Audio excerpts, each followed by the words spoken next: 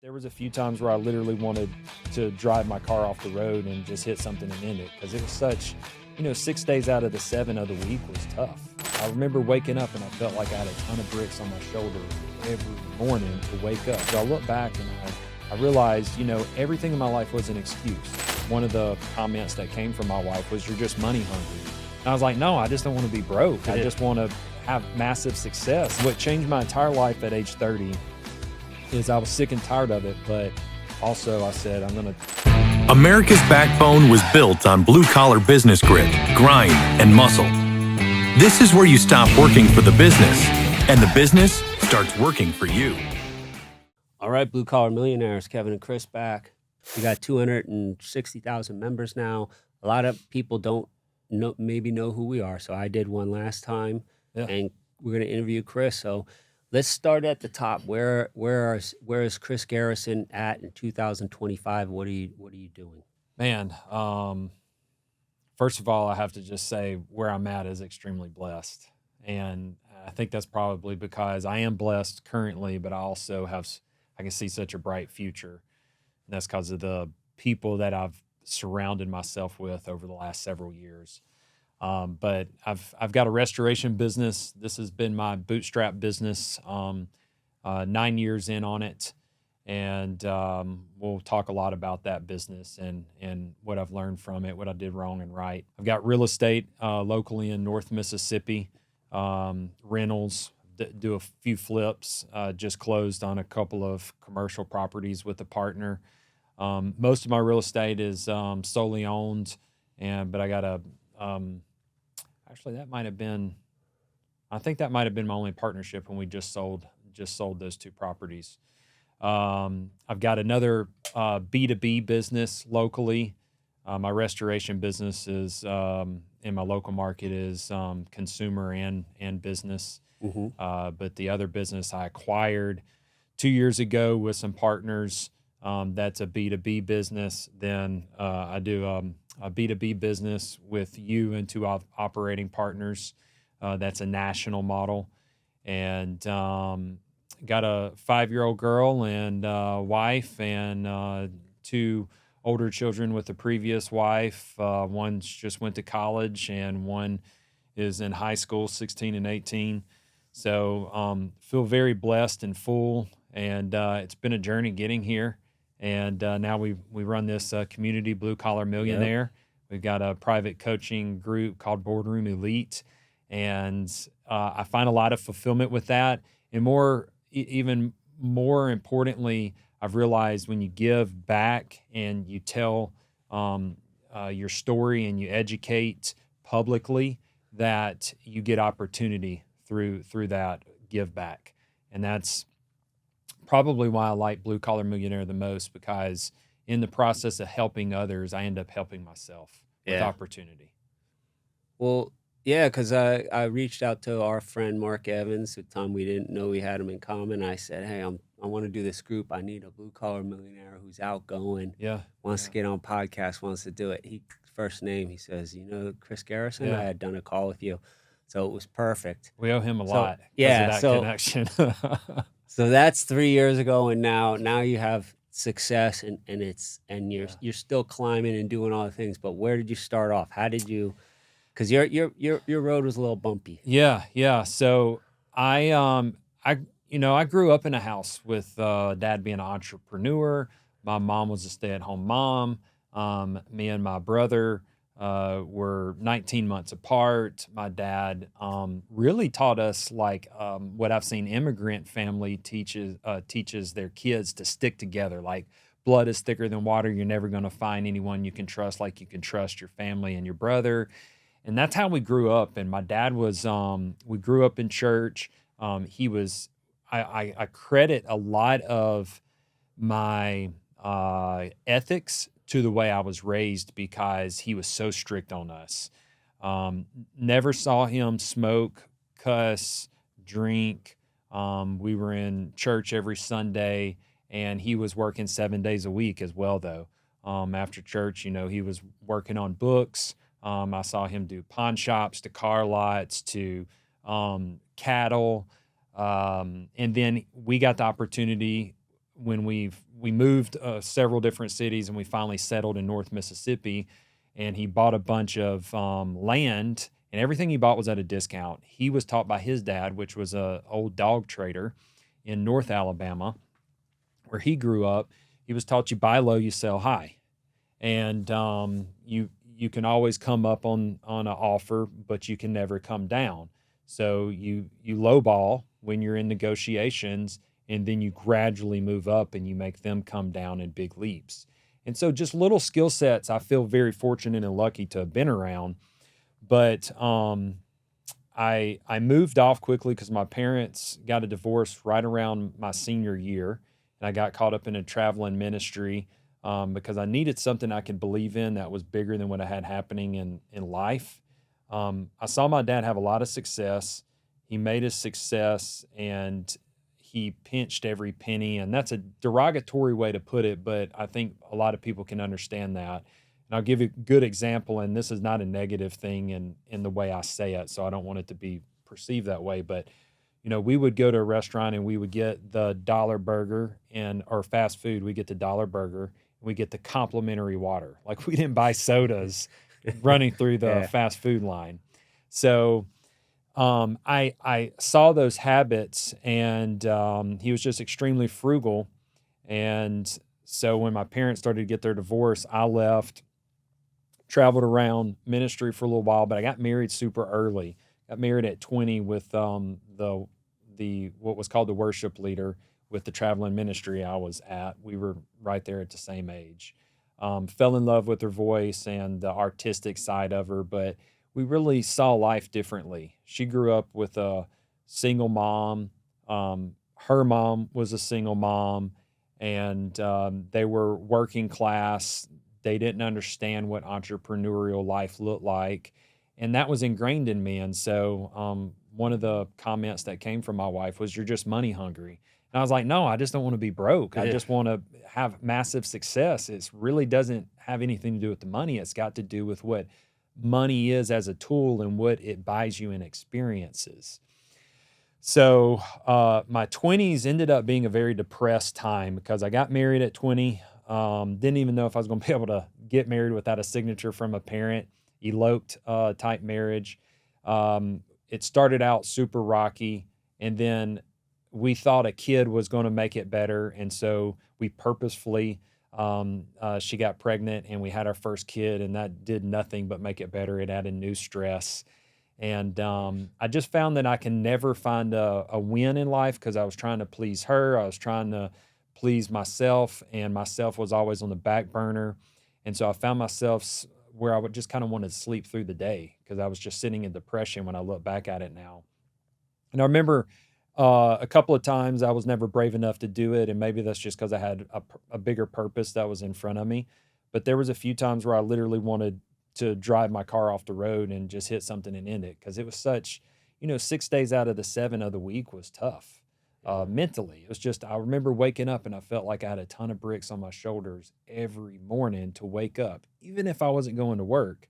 And I didn't work. And I look back on 20 to 30, that decade. 30 is when I called it quits with my ex-wife.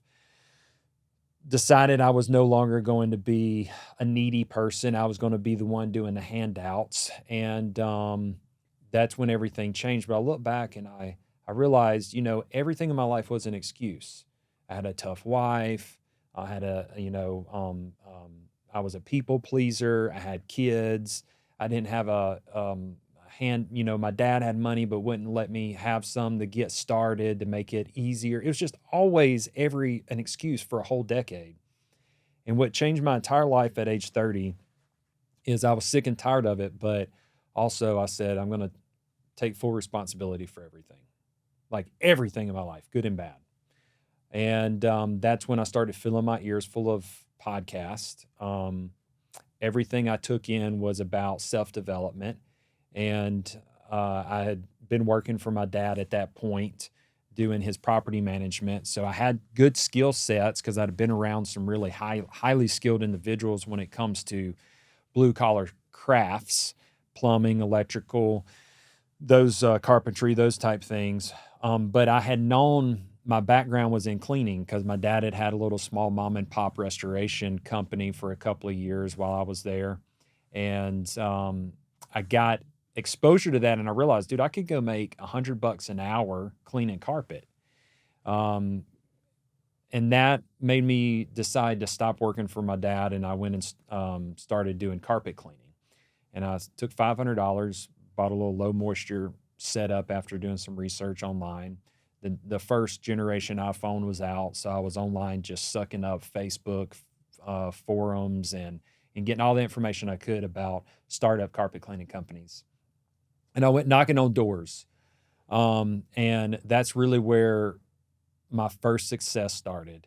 I started doing the door knocking, got a couple of accounts. After I got the first account, I'd say, hey, I'm doing this account down the road, because now I had some references. And anything I could leverage, I started leveraging to build credibility as I was door knocking to get these accounts. And then I remember hiring my first employee. He was using his own car, put a brand new set of tires on his car, and the next week he left me. And, just trials and tribulations like that.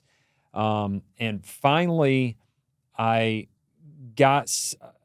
kind of got into a few employees, but I realized, dude, I was just running like a chicken with his head cut off. It was 7 days a week. I never had time for anything. I wanted to rush so I could get back and spend some time with my wife at this point. And I realized my bottleneck was me, because I was the magic. I was the decision maker. I had not set up any systems for people to be able to make decisions by themselves. And so hired a business coach, and the business coach did a whiteboarding session with me because I was at the frame of mind of fire them all. I'll just do it myself. Yeah. I made more money when nobody was here taking payroll. And but that wasn't the answer, obviously. That was out of frustration. And she said, Chris, take this whiteboard right here and write down all of the characteristics of the best technician. And as egotistical as this sounds, I sat there and I thought, well, I'm going to just write down the characteristics of Chris. And majority of them were, but then I started actually getting other characteristics. And now I had a framework of what a good employee needed to look like as a technician. And that was my first moment of clarity of business ownership, the first step into business ownership.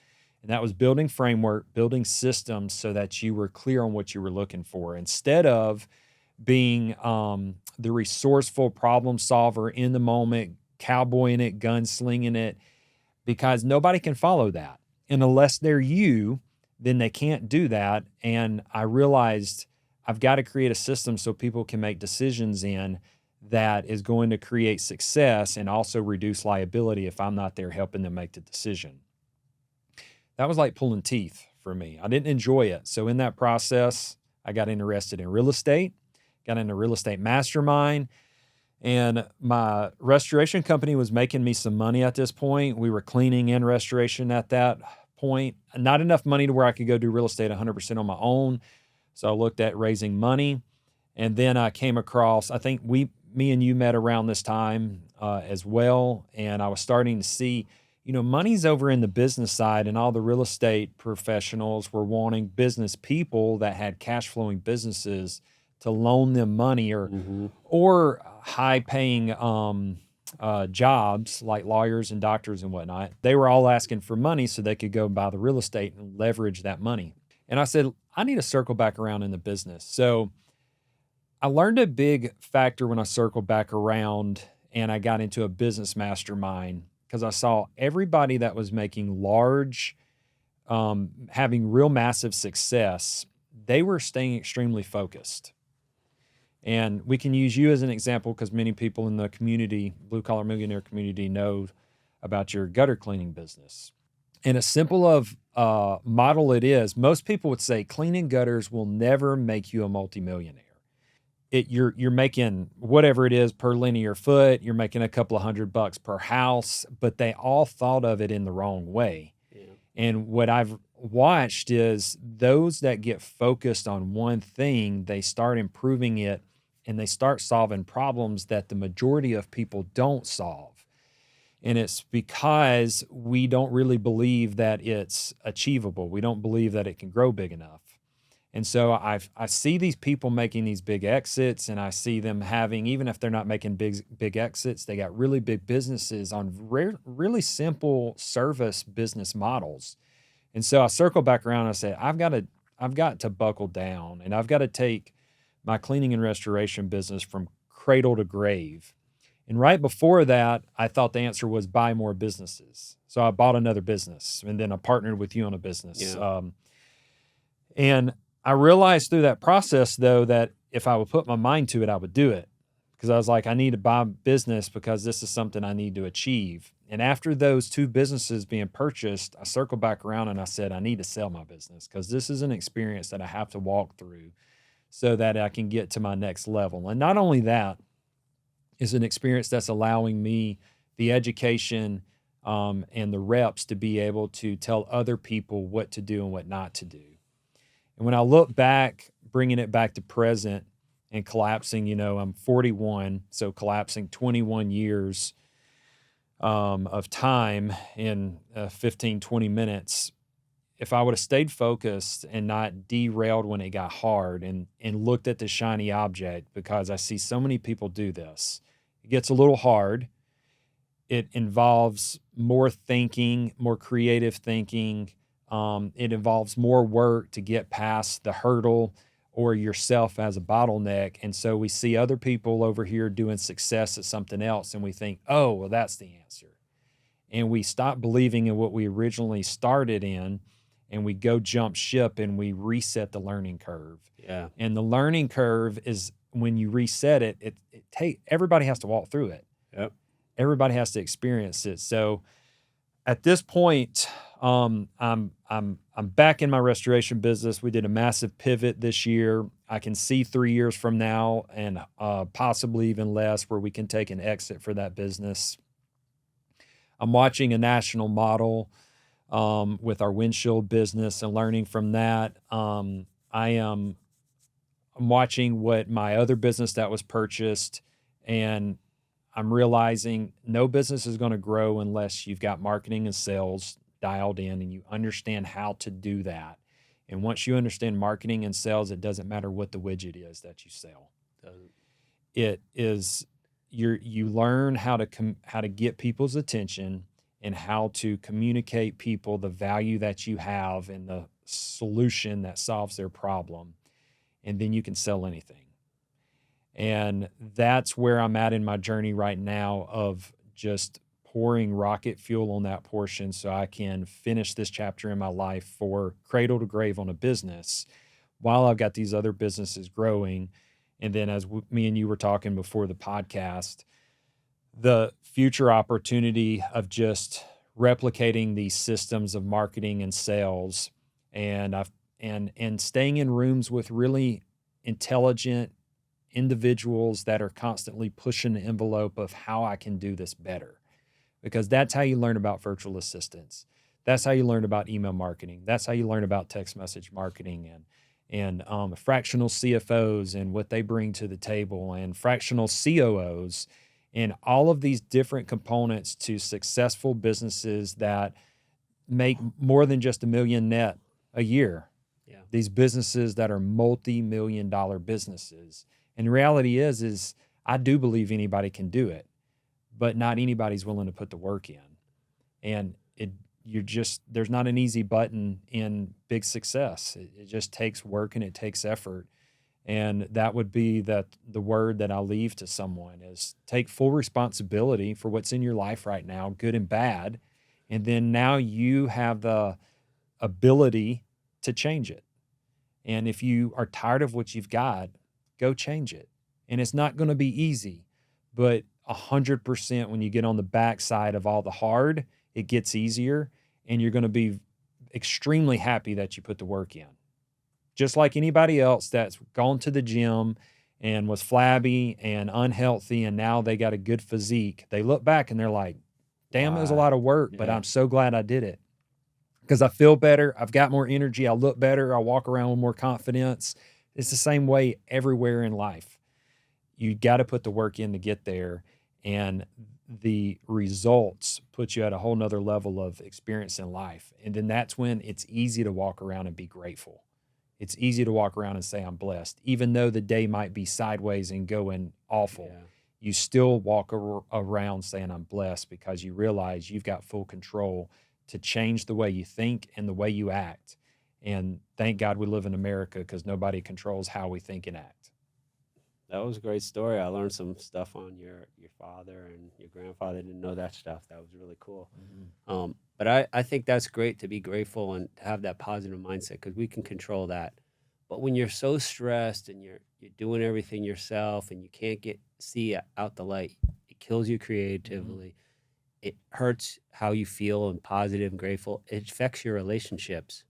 You know, we had talked about my thing, but I'm divorced and I messed up another relationship, not because I did something bad, just because I was not available. Yeah. I was focused on what I was doing. And after months of that, it's just like, the person's like, what are they doing? And we all think that we can do multiple things. And the reality is, multitasking is not a real thing, in my opinion. Your focus is on one thing, and as soon as you divide that focus, something else is suffering. And I thought I could run multiple businesses, and the reason the windshield business is doing so good is because we have drivers on that business that are taking information and pushing it. And the reason my restoration is doing better now is because I'm driving it. Now I'm building the team, and I've about got it to where I'll be out of it, but I'm not quite there yet. So it's still requiring a lot of attention. The reason this group grew is because in early days, we put so much attention. Focus. I mean, we were consistent in posting over and over and over again. So, members are. And now our members are. So the point is take full control of your life, put focus on what you want, do consistent activities that get you small wins.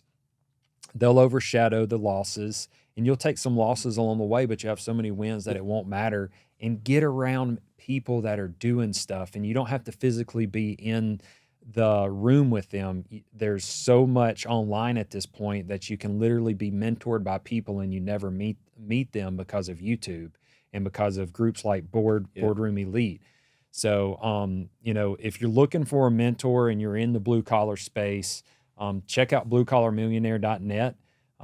This is where me and you come together with another several dozen entrepreneurs. Every Thursday, we're on a call talking about what works, our strategies inside a business, from marketing to the call center to the operations to the finance department, like everything. And then we do in-person events. We just had one killer event, and everybody came and hung out for free. They just had the expense of getting themselves there in the hotel room, and we provided everything. And it was exclusive to Boardroom Elite members. Yeah, and one thing that we don't talk about on Boardroom Elite that we do is, of course, we're teaching things, all the things that work for us. But remember that when Daniel Gainey was messaging me, remember he had the question about hiring that manager, and then since I knew him, and we've hung out, and I knew who it was on his team, and then I kind of framed how that conversation should go with that guy.